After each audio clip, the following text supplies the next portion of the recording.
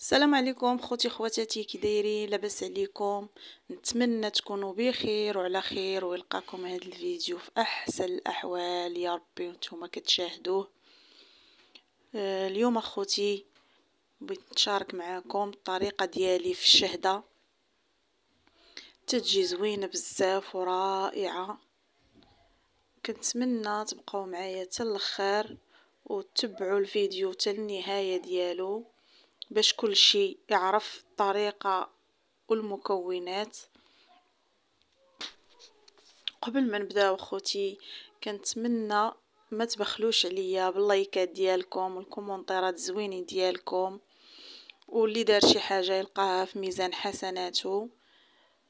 كنقول لكم شكرا شكرا شكرا للناس اللي كيشجعوني والناس اللي داروا لي اشتراك والناس اللي كيتابعوا القناه ديالي، كنشكرهم بزاف وكنقول لهم شكرا شكرا والله يسهل عليكم والله يحفظكم ليا. ونبداو على بركة الله وبالصلاة والسلام على رسول الله.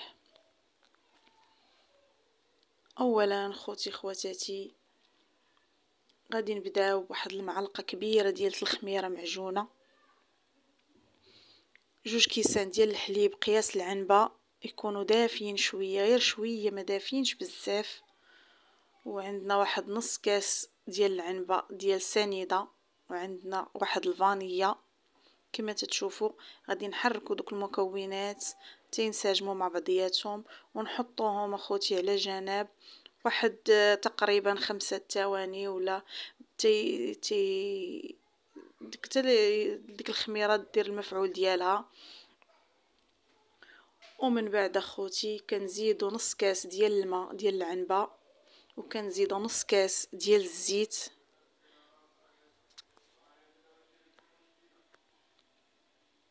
وكنزيدوا خوتي واحد البيضه كامله، وتنحركوا دوك المكونات كينسجموا مع بعضياتهم. وتنزيدوا واحد شويه ديال الملح ضروري على حساب البنه. وباش كنسمو خوتي خواتاتي كنديروا واحد المعلقه ديال الزنجلان ومعلقه ديال النافع، معلقه كبيره.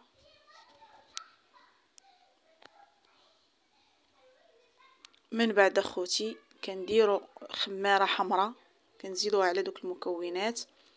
والدقيق خوتي خواتاتي كنزيدوه تدريجيا تدريجيا. انا تندير 2 معالق 2 معالق غادي حتى كنكمل الدقيق ديالي كما تتشوفوا بشوي بشوي باش تيجي ديك تنجمع الخليط ديالي بسهوله بلا دليك بلا حتى شي حاجه بلا عذاب بلا والو.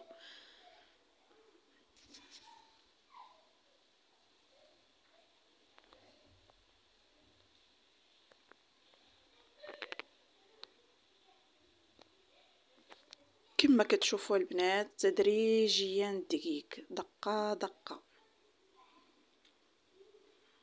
وما كاين لا عذاب لا مجهود لا دليك لا والو، ساهلين غير بالطراب كما تتشوفوا.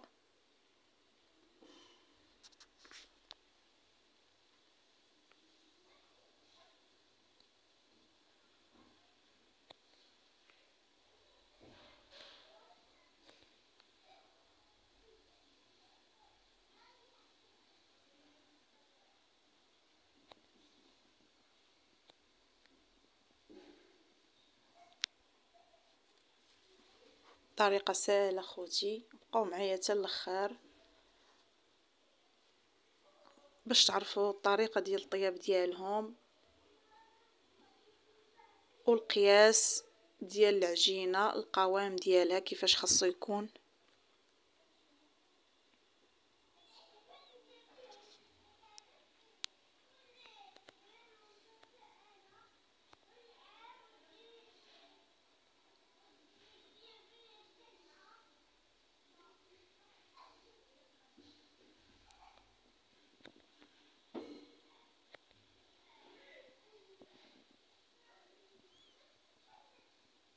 كما تتشوف اخوتي العجينه بدات كتجمع بدات كتقال.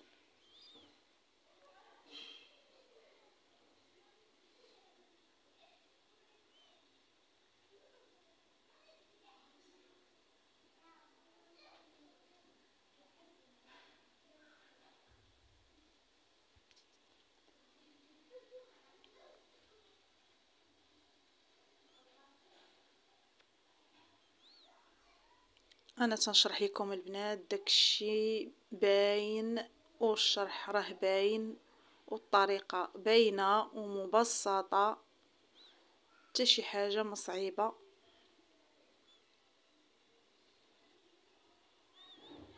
صافي دابا خوتي غادي نحيد هاد الطراب وغادي نجمع العجينه بيدي باش نعرف القوام ديالها واش هو هذاك ولا ماشي هو هذاك، لان حنا بالايد ديالنا تنعرفوا القوام ديال العجينه. انا خوتي خواتاتي الدقيق في المجموع درت نص كيلو ديال الدقيق، تدريجيا نص كيلو ديال الدقيق اللي وصلت في هاد الشهده.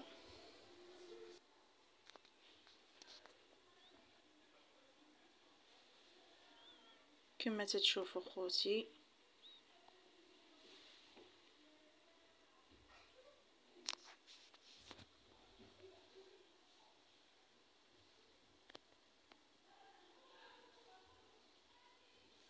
انا جمعت العجينه دابا خوتي، وغندير واحد شويه ديال الزيت باش ما تبقاش لاصقه ليا في يديا باش تجمع ليا، لان العجينه راها مرخوفه بزاف وكتلصق كما شفتوا.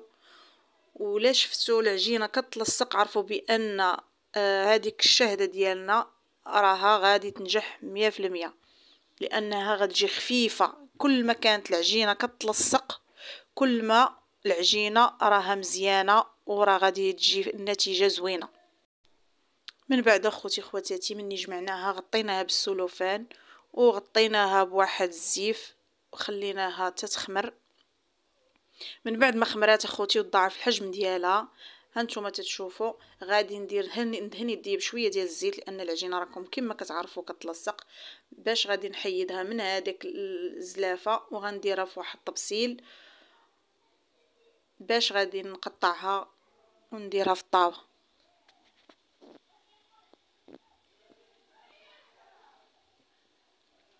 كما تتشوفوا العجينه راه خفيفه بزاف، ومزيان انها تكون خفيفه ما تكونش قاصحه شويه، ما تكونش مجموعه.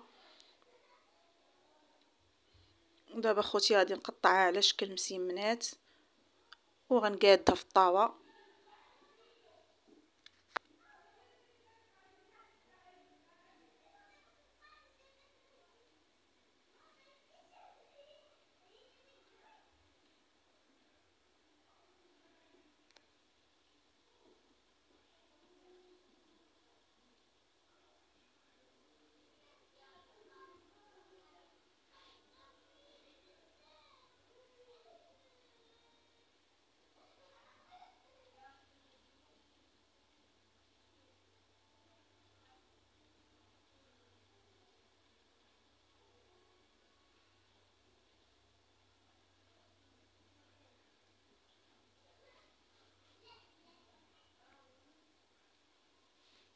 كما تتشوفوا خوتي غنعطيها الخاطر اللي حتى نقادها.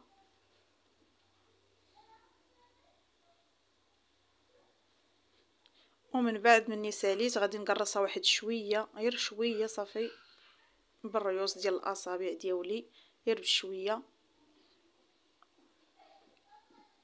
صافي. وغادي ندير واحد اصفر ديال البيضه وواحد شويه ديال الحليب، واحد الربيع شوي شوي ماشي بزاف، شويه ديال الحليب مع صفر بيضه، وغادي ندهن به هاد الشهده ديالنا. وغندير عليها شويه ديال الجلجلان من الفوق للتزيين صافي. وغنحطها تخمر واحد شويه وغنديرها طيب على درجه الحراره 180. غنشعلو لتحت البنات حتى طيب شويه من التحت طلع، وعاده غادي نشعلوها تحمر من الفوق. كما تتشوفوا جات واعره واعره بزاف، هشيشه رطبه بزاف. كما تتشوفوا هانتوما راه باقا سخونه، يلا جبدتها من الفران كتجي زوينه بزاف بزاف.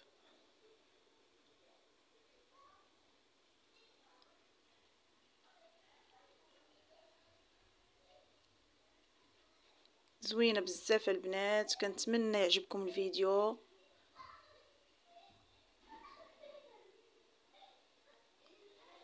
واللي عنده شي سؤال البنات يقولوا لي في الكومونتيرات، مرحبا والف مرحبا. اي سؤال غنجاوبكم عليه.